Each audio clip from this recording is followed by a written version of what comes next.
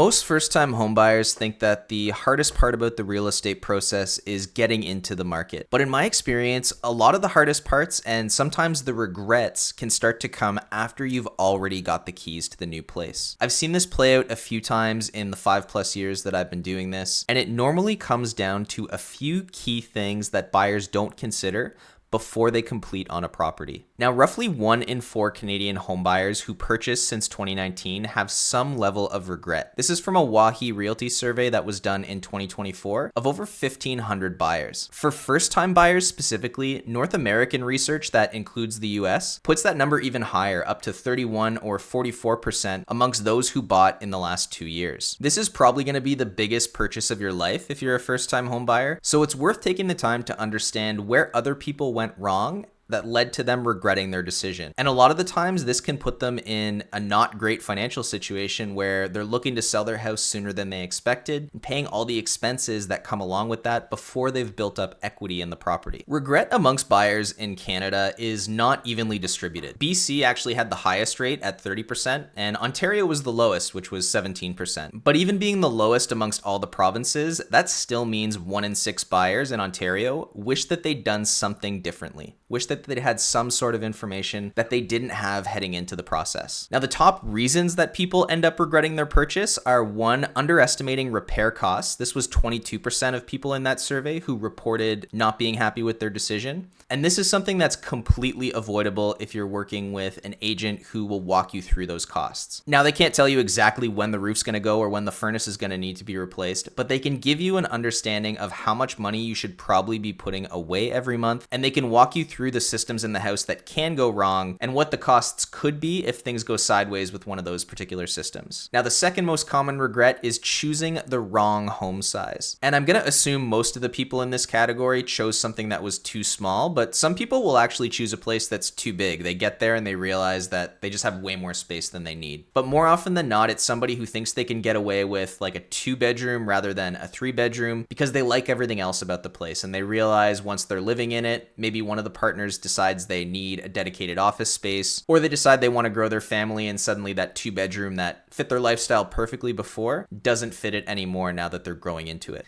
And the third most common regret that makes a lot of sense given where the market was a few years ago is feeling rushed into a purchase. This was very common in 2021, 2022. In fact, if you actually wanted to get a house in Ottawa, I can only speak for my Ottawa experience, you basically had to rush, or you had to know exactly what you were looking for and put an offer in on the property within a day or two of the property hitting the market if it was something that was desirable. We are not in that market now, so you don't need to feel rushed now in the way that you were a few years ago. 38% of first-time buyers said that they felt pressured to decide quickly, and those that did were nearly 3 times more likely to regret the decision. Now, here's a big one too. More than 1 in 4 buyers in Canada said that their financial understanding was inadequate when they purchased, and that group had a 42% remorse rate.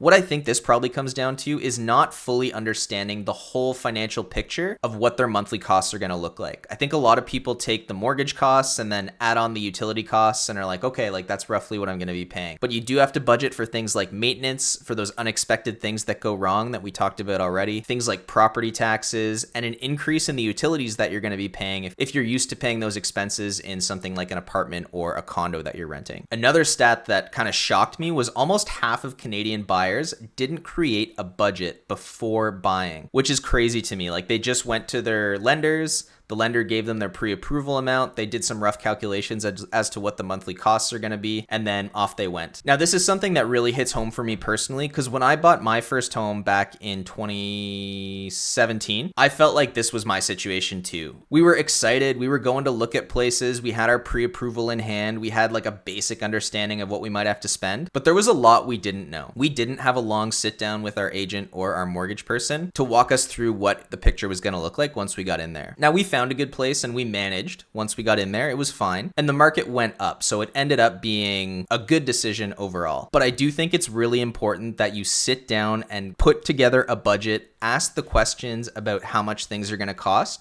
so you have a good understanding of what you're getting into before you make this purchase. That's really difficult to go back on. More often than not, your lifestyle is going to have to change in some way in order to absorb that higher payment. And there's nothing wrong with that as long as you understand where your financial picture is going to change. range. Now in Ottawa specifically, 36% of buyers hit unexpected expenses during the process. First-time buyers and newcomers were particularly affected by these unexpected expenses. And this is something I see pretty commonly. I tell people when they're buying that just plan for something. The home inspection's not going to cover everything. Something's going to happen your first year or two in the house. It's probably not going to be catastrophic or anything, but just make sure you have some money set aside for something that comes up, a dishwasher that stops working, some other appliance, a small leak in the roof, so you have to reshingle the roof, something like that. It's not always something that big, but it's important to understand that you do want to have money put aside because unexpected stuff does happen in houses and it is your responsibility to fix it, unlike when you're renting. Now, what I get concerned with as an agent is when I see buyers trying to stretch their budget to the very top just to get into a neighborhood that they think is better or to get a feature in a house that they think is going to make like a big difference in their life but might not actually. Something like some really nice finishes,